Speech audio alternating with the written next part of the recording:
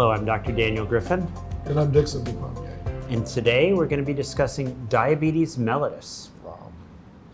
You know, I have to say, Dixon, when I first started doing overseas medicine, I didn't think that diabetes mellitus was going to be critical in my toolbox, so to speak. Sounds like you've changed your mind.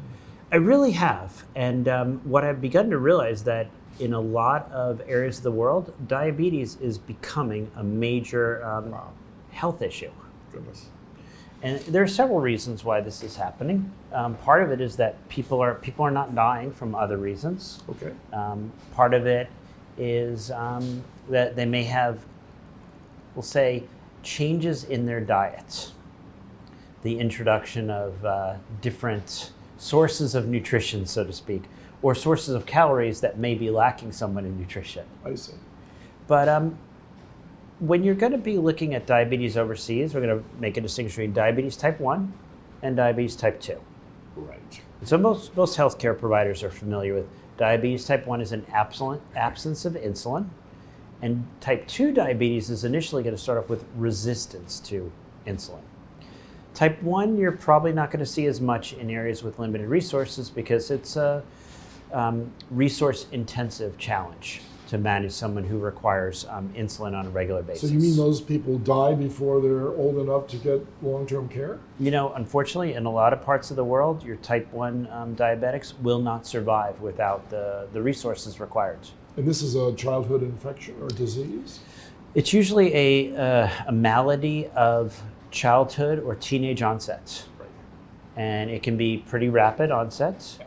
And in a place with resources and an individual who's willing to adhere to therapy, they can do quite well. But in much of the world without those resources, these individuals do not make it to adulthood.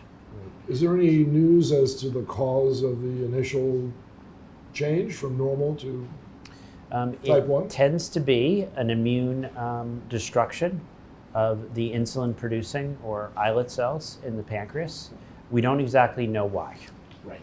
So one hypothesis says that the immune system killed off a virus that looked a little bit like the islets, and when the virus is gone, it's got another target. Look, There's another one. Where is it? I don't know how much proof there is for that hypothesis, but that's the one I've heard. It's been amazing here. It's been, got my MD 20, 30 years ago, Tell me about and it. they're still working on that molecular mimicry hypothesis. They are. Without too much progress. Without too much progress. Right. Frustrating. But you're more concerned about the other one because people are living longer in the tropics. People are now living longer. People are now having diabetes type 2. Type 2. And it's a bit of a challenge because for a lot of communities that you might go and practice in, it's a paradigm shift. A lot of communities are used to clinicians coming in and treating acute illness.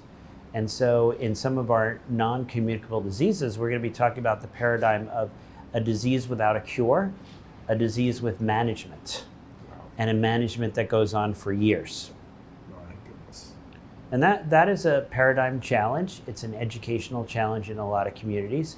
It also requires ongoing care and a longitudinal investment in the patients and the communities. And you're looking at this as a lifestyle change disease, aren't you?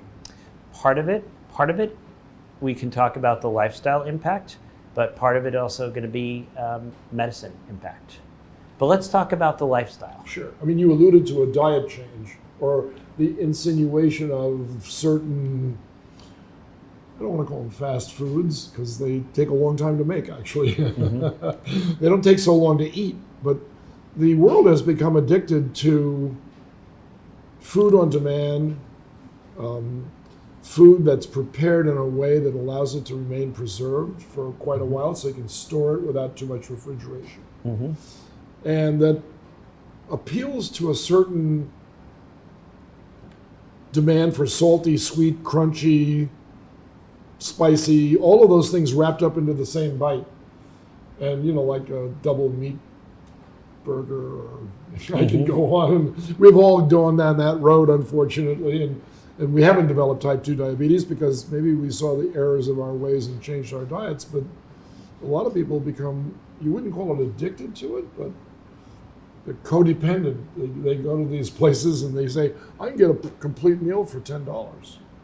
Try to do that some other place. Yep. It's not such a complete meal, though, is So it? this is good, and we're going to spend a lot of time on the impact of diet and exercise. But let's talk about what is diabetes. What is the disease? What is a disease? Well, you just tried to define it before saying the lack of insulin. That's type 1, but type 2 is the making of insulin, but the inability of expressing insulin in response to the rise in glucose in your blood supply. So we say insulin resistant. So you've now Insulin developed a resistance. The disease itself, if diagnosed early, it's is horrible. usually diagnosed asymptomatic. People are screened, you check a blood sugar. That's the ideal time to diagnose it, during the asymptomatic stage through screening. Right. In other settings, you may diagnose it once symptoms have started to occur. Sure. And this, the person might come in and say, I'm having problems with my vision, so visual disturbances. Polyuria, it might be peeing quite a bit. Always thirsty. Polydipsia, I'm drinking all the time. Usually that's because you're peeing all the time and now you're thirsty, you're replacing it. You may end up dehydrated because you can't keep up with the fluid losses. Exactly right. By the time you have polyuria and polydipsia, so frequent urination and frequent drinking, your blood sugars are over 300. You're usually spilling sugar into the urine. So you really want to make the diagnosis before that stage. Of course. But in a lot of settings, that's when you're going to make it. Right. If you're going to make the diagnosis based upon screening, there are certain criteria. And we put those in our book, where you can do a random blood sugar of greater than 200 milligrams per deciliter, or 11.1 millimolar per liter. The fasting blood sugar, so you have a person fast for more than 2 hours, greater than 126 milligrams per deciliter, or greater than 7.0 millimoles per liter. And in a lot of different national guidelines, there's going to be guidelines in different countries for what carries the diagnosis, what gives you access to resources. Right. It's going to be 3 measurements on 3 separate days. Some countries require 3 separate but consecutive days. So you're going to meet your criteria so that you have your diagnosis or not. So you're the triage officer here, and you've got a line of people, and you've got thin people, slightly overweight people, more slightly overweight people, heavy, and obese. Which group do you think type 2 falls out into mostly? You know, Or groups? I will say in the United States, as an example, 90% of your type 2 diabetics are going to be overweight. They're going to have weight challenges. They're going to be potentially obese, but more than ideal body weight. Only a minority, but you will see 10% of type 2 diabetics will be normal weight. Interesting. Certain cultures, I shouldn't say cultures, I should say racial and genetic backgrounds, Yeah. you're going to have very high incidences. Got it. Some of the native populations in the United States, in the Southwest, Really? have maybe 50% or more of the adults over the age of 50 will end up with type 2 diabetes. Wow. And so there are certain genetic backgrounds that put you at risk for this. But as you're kind of alluding to, lifestyle, so Sure. weight gain. A lot of diabetes can be improved or controlled with getting yourself down to ideal body weight, reducing your calories. Either said than done. Easier said than done. And we're going to talk about why that's true. Exercise, Yeah. right? And that, again, I'm going to say easier said than done. You've got a population That's maybe true. that's working hard all day in the fields, and Exactly. and they look at you and say, I'm supposed to exercise more. What are you talking about? I was at one place where I was doing an exercise class every evening for the patients with diabetes. Oh, wow. And we had our music and we had a whole bunch of our whole routine. But that's an interesting issue. We talk about exercise. A lot of people exercise quite a bit. Sure. And what about the diet? And diet I want to spend quite a bit talking about. Sure, please. So you brought up, I think, the United States, a developed country paradigm where everyone's off to the fast food, ready-made.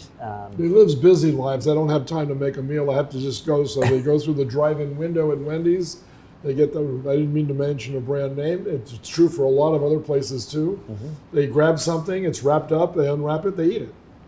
But many of these limited resource areas, well, let's go through the classic diet. We'll take diet in Central America, for instance. Corn. And then we're going to talk about a sub-Saharan African diet. So you might have corn. You might have rice. What type of rice? Where?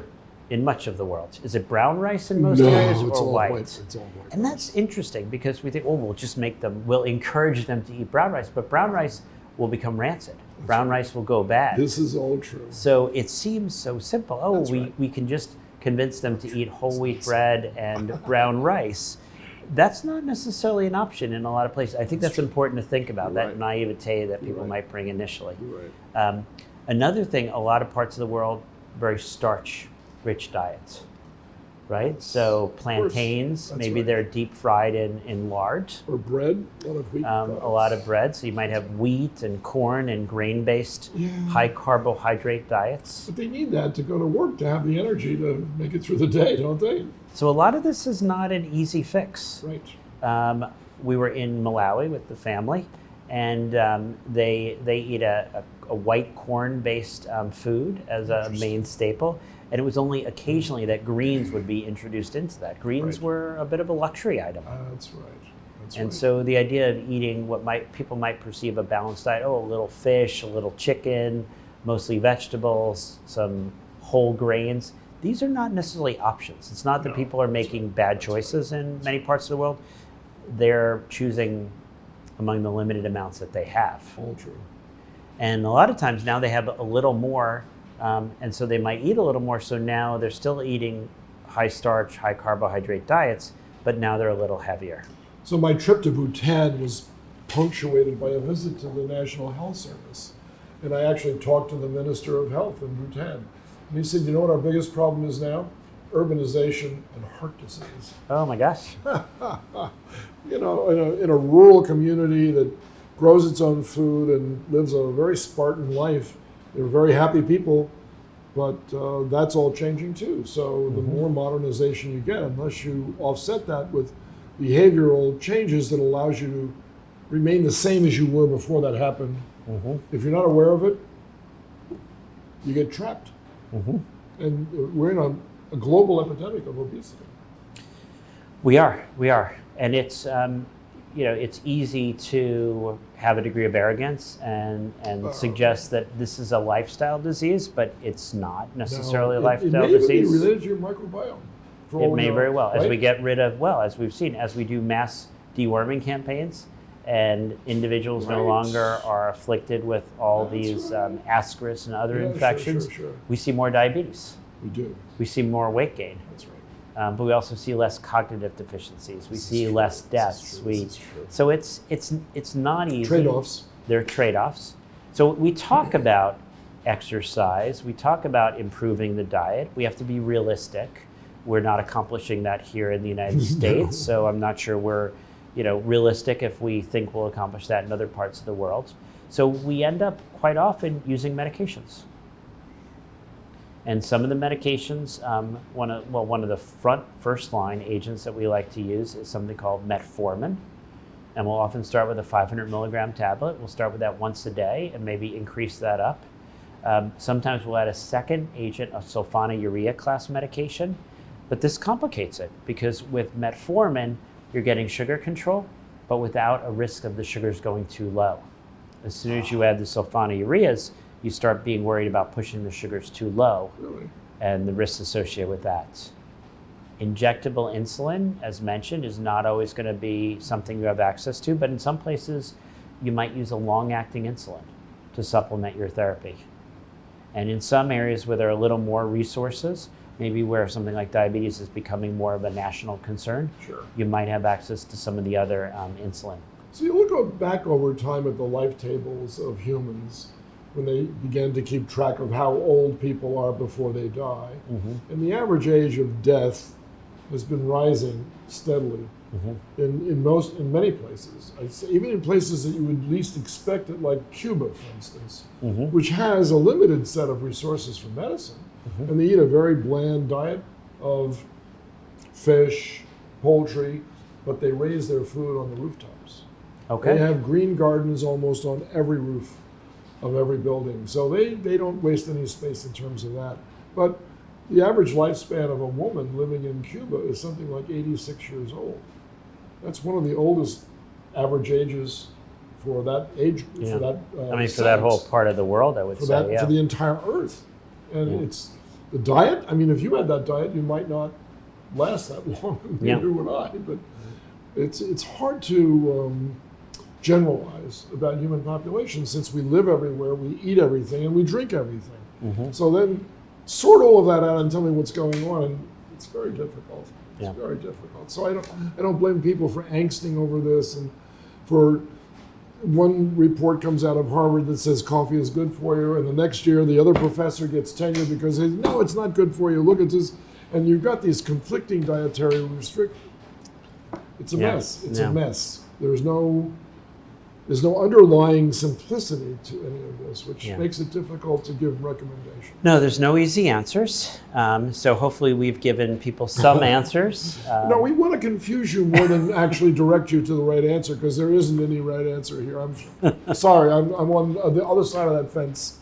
So, all right. So thank you for joining us today. I think just a couple of pearls we want to get in there is that we may think when we go to a lot of these limited resource areas that it's all going to be about infectious diseases, communicable diseases, but all of the chronic diseases, diabetes, hypertension, heart failure, cardiovascular disease, those are all going to be important maladies that the patients you're serving will present with, and it's going to be important that you have the skill set to address those. No question.